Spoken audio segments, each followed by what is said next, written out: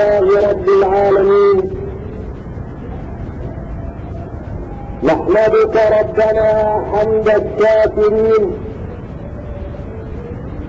ونستغفرك يا رب واجعلنا من المقبولين،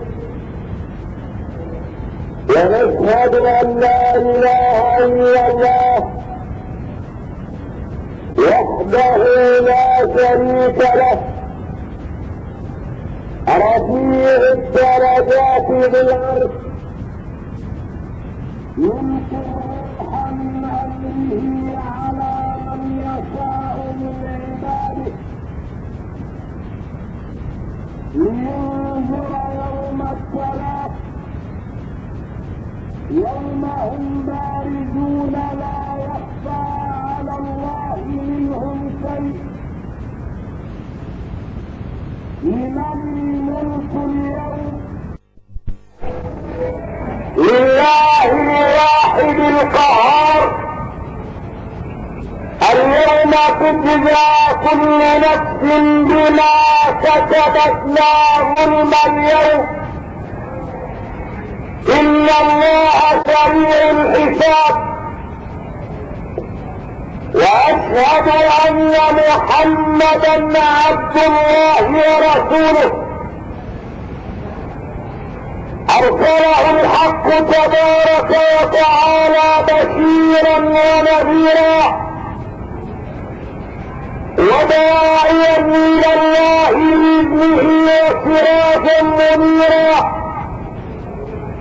ومبشرا للمؤمنين بأن لهم من الله فضلا كبيرا. فصلوات ربي وسلامه عليه سيدي أبا القاسم يا رسول الله، أشهد أنك قد بلغت الرسالة وأديت الأمانة ونصحت الأمة وجاهدت في الله حق جهاده حتى أتاك اليقين. اللهم احمنا على سنته وأمتنا على ملته واحشرنا تحت نواره واجعله شفيعا لنا يوم العرض عليك يا رب العالمين. أما بعد فيا إخوة الإسلام، نحن نحتفل جميعا طوال هذا الشهر المبارك بمولد المصطفى صلى الله عليه وسلم، بمولد النور، بمولد العبد، بمولد الحق صلوات ربي وسلامه عليه. واحتفالنا بمولد المصطفى صلوات ربي وسلامه عليه يتمثل في اتباع سنته ومنهجه. اسمعوا الى رب العباد جل في علاه يقول سبحانه وتعالى: وعزتي وكمالي لو جاءوني من كل طريق واستفتحوا علي كل باب ما فتحت لهم الا من خلفك يا محمد. لم يفتح لنا ربنا سبحانه وتعالى الا من خلف رسول الله صلى الله عليه وسلم. ويقسم رب العباد جل في علاه بعزته وجلاله وجبروته: لو استفتحنا عليه كل باب ما فتح لنا الا من خلف رسول الله. حديثنا في هذا اليوم المبارك بمشيئة الله عن احدى صفات المصطفى صلى الله عليه وسلم المبعوث رحمة للعالمين، الذي امتدحه الحق تبارك وتعالى قائلا له: وإنك لعلى خلق عظيم. وكان من صفاته صلى الله عليه وسلم التسامح. اللهم ارزقنا التسامح فيما بيننا، وارزقنا العفو عن بعضنا البعض، وارزقنا يا ربنا ان نصبر على انفسنا وعلى اهلينا مخافة من الله عز وجل. المصطفى صلى الله عليه وسلم هذا الذي يحتفل بمولده صلى الله عليه وسلم أوذي في سبيل الله إيذاء لا يتحمله بشر.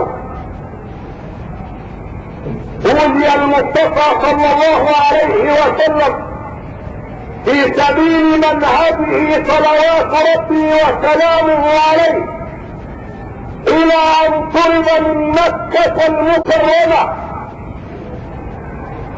والتفت إليها صلوات ربي وسلامه عليه وهو مهاجر إلى المدينة المنورة، وأقسم بالله عز وجل أنها لأحب بلاد الله إليه، ولولا أن قومها أخرجوه ما خرج، لولا أن أهل مكة خرجوه منها ما خرج رسول الله صلى الله عليه وسلم. من منا يلاقي هذا العنف، ومن منا يلاقي هذا الشعب، حتى نهمل في منهج المصطفى صلى الله عليه وسلم ونحن راحلون الى دار الاخره محاسبون بين يدي الله سبحانه وتعالى. والمصطفى صلى الله عليه وسلم هذا الذي طرد من موطنه وأوذي صلى الله عليه وسلم وحوصر في شعب من شعاب مكة 3 سنوات، حتى أكل هو وصحابته صلى الله عليه وسلم أوراق الشجر.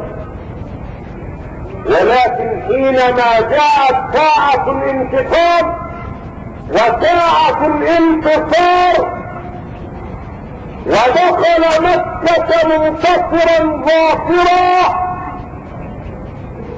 قال لهم: ما تظنون أني فاعل بكم؟ قالوا: أخ كريم وابن أخ كريم. إجاء عذاب للمصطفى وعذاب لبلال رضي الله عنه، فآمروا أن يقتلوا رسول الله صلى الله عليه وسلم. فما بالنا تحل الشحناء بيننا ويحل الخصام بيننا ويحل التناحر فيما بيننا على أشياء لا تذكر وأشياء لا تستحق. والمصطفى صلى الله عليه وسلم يقول: لا تهاجروا، أي لا يهجر بعضنا بعضا، وإن كنتم متهاجرين لا محالة فلا تهاجروا فوق 3. و3 أيام ما ينفع. إذا تخاصمتم فلا تتخاصموا فوق 3 أيام، وأيما مسلمين ماتا وهما متهاجران لا يلتقيان في الجنة. لو يكون ماتوا متخاصمين لا يلتقيان في رحمة الله عز وجل. من منا يعلم أنه ميت بعد ساعة أو بعد لحظة أو بعد عام أو بعد كذا أو بعد كذا، حتى يهجر أخاه فوق 3. ولذلك النبي عليه الصلاة والسلام يخبر صلوات ربي وسلامه عليه ان الجنة تفتح يوم الاثنين والخميس. يوم الاثنين ويوم الخميس ربنا سبحانه وتعالى يفتح ابواب جنته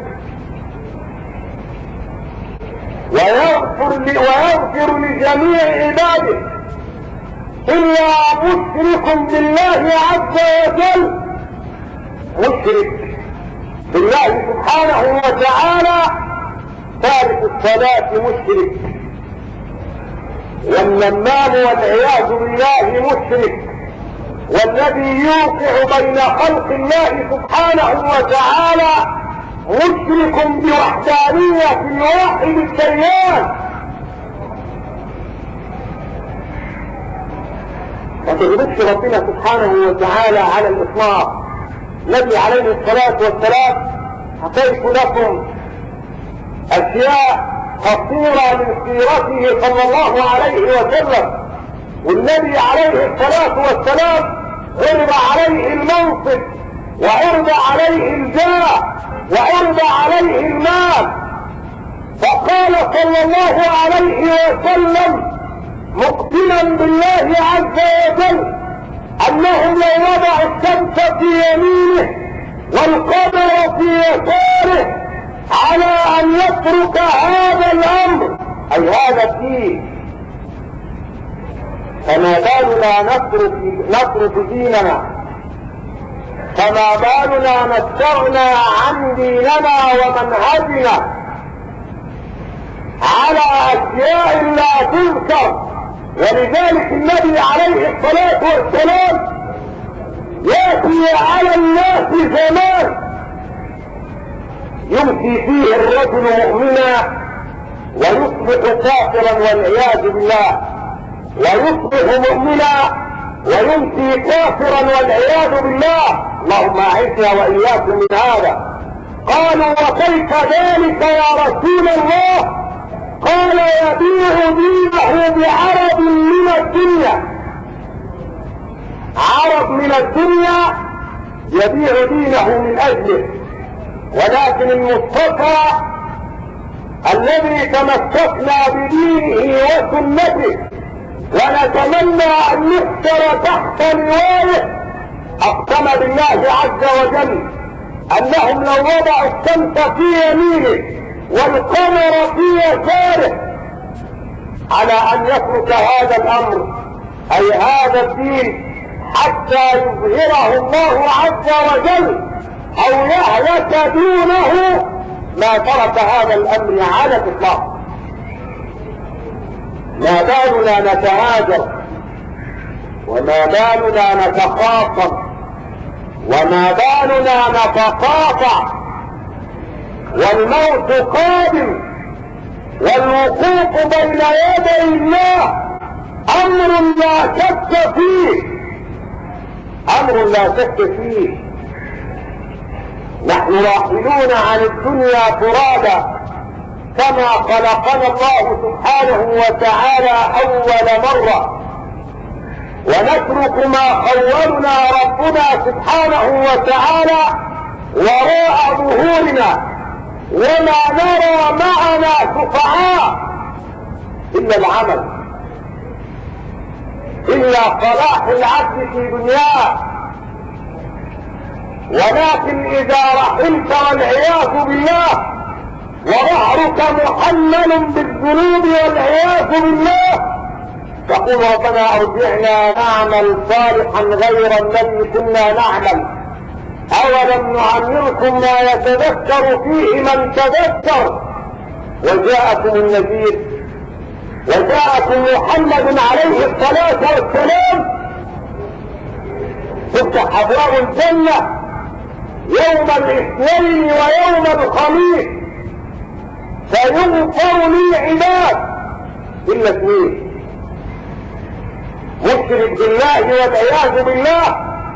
وقلت لكم ان الله سبحانه وتعالى افمن اتخذ الهه هواه رماك هواك على الا تصلي اتكون عابدا لله عز وجل ام عابدا لهواك؟ رماك هواك على الدنيا، أعاذني الله وإياكم من هذا، وذهبت إليه، أكنت عابدا لله عز وجل أم عابدا لهواك؟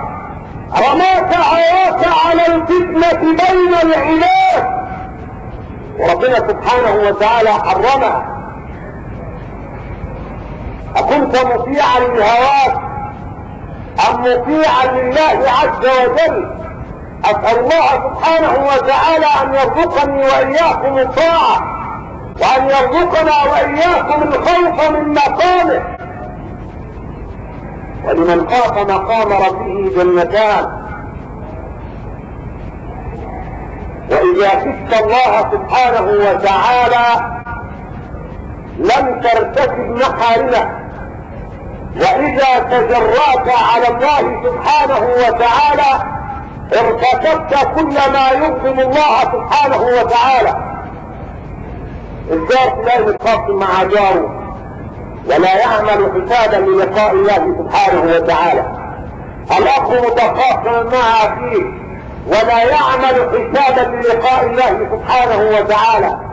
الابن متساهل مع والده ووالدته ولا يعمل حسابا للقاء الله عز وجل. كل هذا من الشيطان. ولذلك لما سيدنا موسى عليه السلام التقى بإبليس اللعين وقاله كيف تضل بني آدم، فقال أوصيك بثلاث. والنبي عليه الصلاة والسلام من كظم غيظا، يعني إذا غلطت أنا وأردت أن تنتقم مني ولكن كظمت غيظك لله سبحانه وتعالى، يملأ الله سبحانه وتعالى قلبك رضا يوم القيامة. يوم القيامة يملأ الله سبحانه وتعالى قلبك رضا. ونحن لا نقدر هذا اليوم، يوم يفر المرء من أخيه وأمه وأبيه وصاحبته وبنيه، لكل امرئ منهم يومئذ شأن يغنيه. والأم تيجي لابنها وتقول له يا ولدي كان بطني لك وعاء وثدي لك سقاء وحجري لك اتكاء، تعدد نعمها على ولدها لتأخذ حسنة منه. يقول أنا أحمد لها يا أماه. هو ربنا سبحانه وتعالى وما يفر المرء من أخيه وأمه وأبيه وصاحبته وبنيه، لكل امرئ منهم يومئذ شأن يغنيه. تبني الشمس من الرؤوس، وجميع الأنبياء يقولون نفسي نفسي.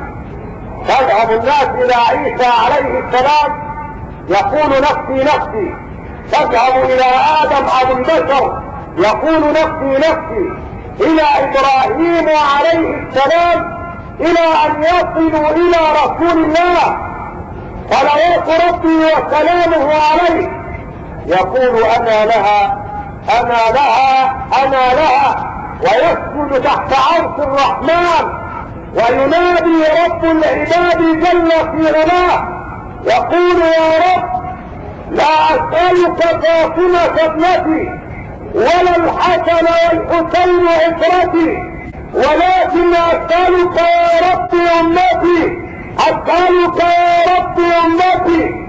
فيقول الحق سبحانه وتعالى ارفع رأسك يا محمد وسل تعطى واشفع تشفع، اللهم اجعله شفيعا لنا يوم القيامة.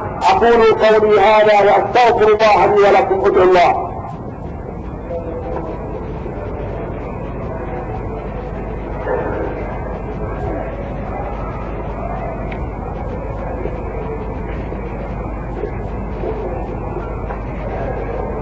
الحمد لله رب العالمين، نحمدك ربنا حمد الشاكرين، ونستغفرك يا رب فاجعلنا من المقبولين، ونشهد ان لا اله الا الله وحده لا شريك له، يعلم خائنة الأعين وما تخفي الصدور، ليس كمثله شيء وهو السميع البصير. وأشهد أن محمدا عبد الله ورسوله أرسله الحق تبارك وتعالى ليتمم مكارم الأخلاق. وصلوات ربي وسلامه عليه سيدي أبا القاسم يا رسول الله، يقول صلوات ربي وسلامه عليه: أقربكم مني منزلا يوم القيامة أحاسنكم أخلاقا الذين يألفون ويؤلفون. أقرب الناس منزلة من رسول الله صلى الله عليه وسلم يوم القيامة صاحب الخلق الحسن. اللهم ارزقنا حسن الخلق يا رب العالمين. النبي عليه الصلاة والسلام يقول: إذا جمع الله الأولين والآخرين، الاثنين اللي ما بينهم في يوم الاثنين ويوم الخميس، المشرك بالله عز وجل والمساحب المصايب يلتقيان وكأنهم مخلدون في دار الدنيا، وكأنما وقع بينهم ما لا يغتفر. النبي عليه الصلاة والسلام لنا فيه أسوة حسنة. لما نحتفل بذكرى مولد رسول الله صلى الله عليه وسلم نفتش في أنفسنا هل نحن على منهج المصطفى صلى الله عليه وسلم أم منحرفون عن رسول الله صلى الله عليه وسلم؟ هل نحن على خلق رسول الله صلى الله عليه وسلم أم لا نعرف له طريقة؟ اوعى تتشاحن ولا تتخاطب، لعل الموت يأتيك، والموت مدرك لنا ولو كنا في بروج مشيدة. النبي عليه الصلاة والسلام يقول: إذا جمع الله الأولين والآخرين نادى مناد بين الخلائق ليقم أهل الفضل من الناس يوم القيامة، يوم تدنو الشمس من الرؤوس، يوم لا ظل إلا ظل عرش الرحمن. اللهم أظلنا بظلك يا رب العالمين. وادخلا من حوض نبيك محمد صلى الله عليه وسلم، ولكن باتباع منهجه واتباع سنته. النبي عليه الصلاة والسلام قال لفاطمة بنت محمد: اعملي فإني لا أغني عنك من الله شيئا. وربنا سبحانه وتعالى يقول: كيف أجود برحمتي على من بخل بطاعتي؟ بخيل أنت بطاعة الله سبحانه وتعالى في دار الفناء، ماذا يفعل بك في دار البقاء؟ ما تتخلش أبدا بطاعة ربنا سبحانه وتعالى. اتقوا الله ما استطعتم واسمعوا وأطيعوا، ولا تسيروا خلف الشيطان والعياذ بالله. ليقم أهل الفضل من الناس فيقومون وهم قليل، فيذهبون إلى الجنة فتتلقاهم الملائكة إلى أين؟ إلى أين أيها الناس؟ فيقولون إلى الجنة، فيقولون وقبل الحساب؟ فيقولون نعم. فيقولون ومن أنتم؟ فيقولون نحن أهل الفضل. وما كان فضلكم في الدنيا؟ تسألهم الملائكة وما كان فضلكم في الدنيا؟ فيقولون هؤلاء كنا إذا جهل علينا صبرنا، وإذا أسيء إلينا عفونا. النبي عليه الصلاة والسلام: تعفو عن من ظلمك، وتعطي من حرمك، وتحسن إلى من أساء إليك. النبي عليه الصلاة والسلام ما فيش بعد فرض من مكة، وهي أحب بلاده إليه، ويدخلها منتصرا ظافرا، ويستطيع أن يقصف الرقاب، ولكنه صاحب الخلق الطيب، صاحب الخلق الحسن. اللهم اجعلنا من المتبعين لسنته، اللهم اجعلنا من المتبعين لسنته، اللهم اهدنا إلى صراطك المستقيم، اللهم اهدنا إلى صراطك المستقيم. اللهم طهر قلوبنا، اللهم طهر قلوبنا، اللهم استر أعراضنا، اللهم احفظ قلوبنا، اللهم بلغنا مما يرضيك آمالنا. اللهم لا تجعل لنا في هذا اليوم العظيم ذنبا إلا غفرته، ولا عيبا إلا سترته، ولا دينا إلا قضيته، ولا هما إلا فرجته يا رب العالمين. اللهم انصر الإسلام والمسلمين، اللهم انصر الإسلام والمسلمين، اللهم أعز الإسلام والمسلمين، اللهم فك أسر المأسورين، واقض الدين عن المدينين، وتب على العصاة والمجرمين. عباد الله، وأعطر خطبتي بخطبة لرسول الله صلى الله عليه وسلم في الوعظ العام، وهو يقول: أيها الناس، إن لكم معالم فانتهوا إلى معالمكم، وإن لكم نهاية فانتهوا إلى نهايتكم، فإن العبد بين مخافتين، بين أجل قد مضى لا يدري ما الله صانع به، وبين أجل آت لا يدري ما الله قام فيه. فليأخذ العبد من نفسه لنفسه، ومن دنياه لآخرته، ومن الشبيبة قبل الكبر، ومن الحياة قبل الممات. فوالذي نفس محمد بيده ما بعد الموت من مستعجل، وما بعد الدنيا من دار، إلا الجنة أو النار. عباد الله، هذا بلاغ للناس ولينذروا به، وليعلموا أنما هو إله واحد، وليذكر أولو الألباب. أقم الصلاة.